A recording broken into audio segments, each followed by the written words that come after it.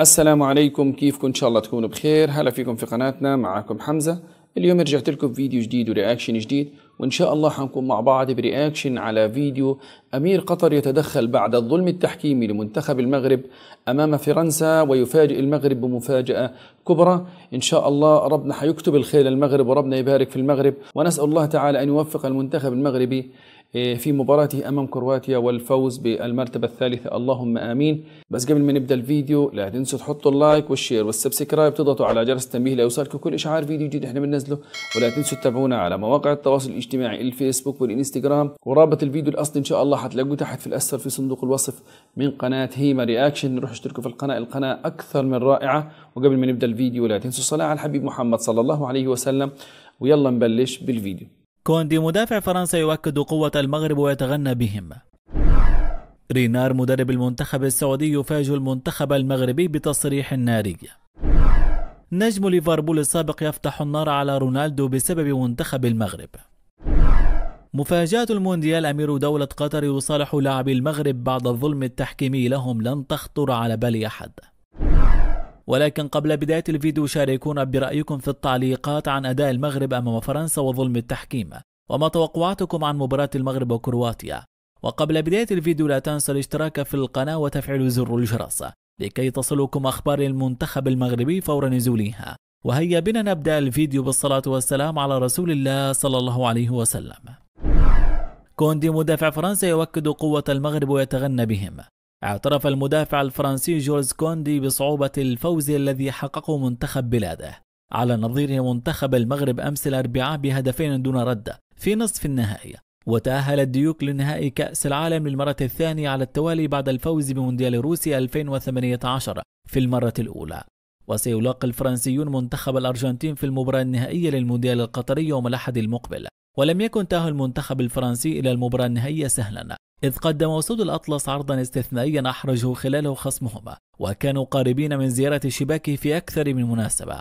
وقال مدافع برشلونة في تصريحات نقلتها صحيفة سبورت الإسبانية: تسبب المنتخب المغربي لنا بالكثير من الصعوبات والمشاكل، لديهم فريق قوي بدنيا عرف كيفية إدارة المباراة، سهل الهدف الأول من مهمتنا لأنها كانت مواجهة صعبة بذلنا فيها جهودا كبيرة. نحن سعيدون الآن ببلوغ النهائي. لم يفاجئني تقدم منتخبهم لأنه فريق يعرف كيف يلعب كرة القدم. حاولوا الضغط علينا وتشتيتنا، لكن فريقنا قابلهم بصلابة. رينار مدرب المنتخب السعودي يفاجئ المنتخب المغربي بتصريح ناري. أثنى هارفي رينار مدرب المنتخب السعودي على أداء منتخب المغرب في نهائيات كأس العالم رغم الخسارة أمام فرنسا. وخسر منتخب المغرب أمام فرنسا بهدفين دون رد اليوم الأربعاء في ملعب البيت في نصف نهائي كأس العالم. وقال رينار عبر موقع البطولة المغربية: هنيئا للمغاربة ومنتخبهم الوطني، ليس هناك كلمات كافية لوصف جودة الأداء المقدم من طرفهم في كأس العالم.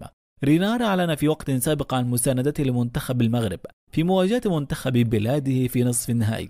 وقال رينار عبر إذاعة راديو مونتي كارلو الفرنسية: أنا فرنسي ولدت في فرنسا وأحمل جواز سفر فرنسي، لكن غدا أنا آسف سأشجع المغرب لأن هذه البلد قدمتني وأحبني شعبها بطريقة لا تتخيلوها. وأضاف: غالبا ما يحدث في هذه البلدان إما أن تكرهك أو تحبك. أنا تلقيت الكثير من الأشياء التي تجعلني أشاركهم فرحتهم اليوم بينما بقيت في الخلفية لأنني أتيحت لي الفرصة للعمل معهم. أتمنى لهم الأفضل في العالم. وتابع: خضت مغامرة رائعة مع مجموعة من اللاعبين في بلد يحب كرة القدم، واليوم أعتقد أن الأرض تهتز في المغرب، فهم فخورون جدا ولذلك فهم يستحقون ذلك. وأتم: إنها مكافأة كبيرة للقارة الإفريقية. إن كأس العالم هذا في قطر سيبقى شيئا رائعا لكرة القدم الإفريقية وبالطبع للمغرب وكرة القدم. نجم ليفربول السابق يفتح النار على رونالدو بسبب منتخب المغرب.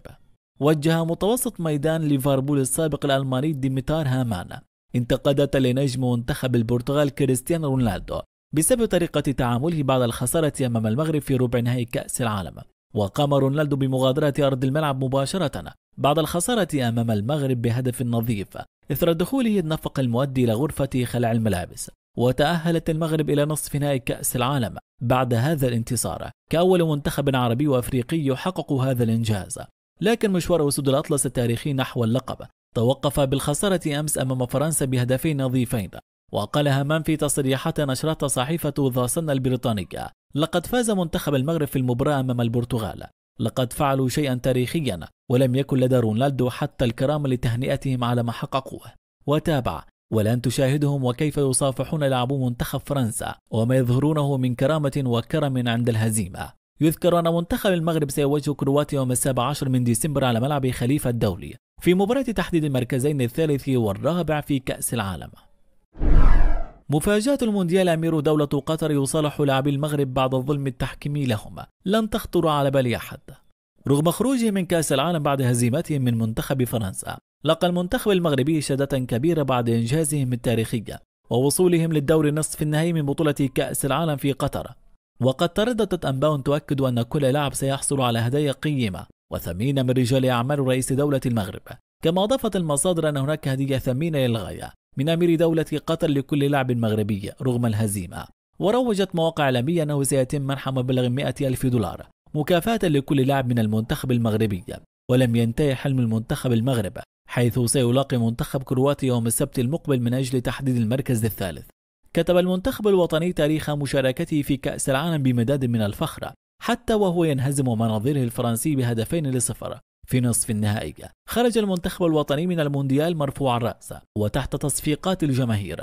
من جهتها غيرت صحيفة ليكونوميست الناطقة بالفرنسية ألوان غلافها إلى الحمراء والخضراء، ألوان علم المغرب والمنتخب، واعتبرت أنه رغم الخسارة في نصف النهائي فإن منتخب المغرب تمكن من تحطيم السقف الزجاجي وأظهر لشبابه والأفريقيا والدول النامية أن كل شيء ممكن.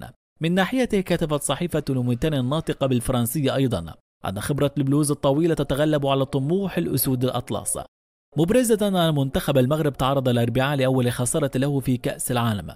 وعلق أحمد رضا التكنوتي حارس مرمى المغرب على إنجاز أسود الأطلس في النسخة الحالية من كأس العالم. وقال التكنوتي في تصريحات لموقع البطولة المغربية: نعد الجماهير بالعمل من الآن على بطولة كأس الأمم الإفريقية المقبلة. وأضاف: سنخوض البطولة القارية بهدف واحد غير قابل للقسم على 2 وهو التتويج باللقب. طموحات اللاعبين زادت بعدما حدث في مونديال قطر. وواصل حارس أسود الأطلس: نستعد جيدا لمواجهة كرواتيا، لا تنازل عن الميدالية الذهبية وحصد المركز الثالث، هذا أقل شيء يمكن تقديمه للجماهير. وأكمل: هم يستحقون التحية والشكر على ما قدموه معنا طوال مشوار كأس العالم وتحملهم العديد من الصعوبات الكبيرة. وتم قائلا: لقد أظهرنا للعالم أجمع مدى التطور الذي وصلت له الكرة المغربية. ووصفت صحيفة ليكيب الفرنسية المنتخب المغربي بالشجاع، مشيرة إلى أن نجوم منتخب أسود الأطلس لم يمنحوا الفرصة للاعبي المنتخب الفرنسي بالظهور بمستواهم المعتاد. وأضافت الصحيفة أن منتخب فرنسا نجح رغم ذلك في بلوغ المباراة النهائية ليضرب موعدا من العيار الثقيل أمام منتخب الأرجنتين بقيادة ليونيل ميسي. أما شبكة سكاي سبورتس الإخبارية فأوضحت في تقريرها عن المباراة أن منتخب المغرب الذي حقق انتصارين تاريخيين على إسبانيا والبرتغال في الأدوار الإقصائية للمونديال القطري لم يتأثر بالهدف المبكر الذي مني به في مرماه في الدقيقة 5 عن طريق ثيو هرنانديز. وأضافت الشبكة أن المنتخب المغربي وضع نظيره الفرنسي في ضغط شديد وقاتل نجومه ببسالة رغم الظروف المعاكسة التي تعرض لها الفريق في ظل إجراء مديره الفني وليد ركراكي تبديلين اضطرارين قبل انطلاق الشوط الثاني. وكتبت صحيفة ديلي ميل البريطانية أن حلم المنتخب المغربي بالتتويج بكأس العالم انتهى رغم المحاولات الشجاعة التي قام بها نجومه للفوز على حامل اللقب. وواصلت الصحيفة حديثه عن المنتخب المغربي قائلة: يا له من كأس عالم قدمه لنا هذا الفريق، لقد حقق مجدا حتى حينما تعرض لتلك الخسارة. الفيديو خلص والفيديو رائع، ونسأل الله الخير للمغرب، وحسبنا الله ونعم الوكيل على من ظلم المنتخب المغربي وعلى الحكم اللي ظلم المغرب، الحكم المكسيكي الظالم اللي ضيع فرصتين ضربة جزاء للمنتخب المغربي غير الأخطاء التحكيمية. ونسأل الله الخير للمنتخب المغربي. وهي خلص ردة فعل، وإن شاء الله تكون عجبتكم. وإذا عجبتكم لا تنسوا تحطوا اللايك والشير والسبسكرايب، تضغطوا على جرس التنبيه ليوصلكم كل إشعار فيديو جديد احنا بننزله. ولا تنسوا تتابعونا على مواقع التواصل الاجتماعي الفيسبوك والإنستغرام. وبدنا من كل أهلنا وحبايبنا في المغرب الحبيب وفي كل الدول العربية والإسلامية وصلوا هذا الفيديو لأكبر عدد من المشاهدات واللايكات، وخلي الكل يعرف إنه المغرب ما زال في الصدارة، والمغرب هو اللي وحد العرب والمسلمين. وتحياتنا من فلسطين وخاصة من غزة، والسلام عليكم ورحمة الله تعالى وبركاته.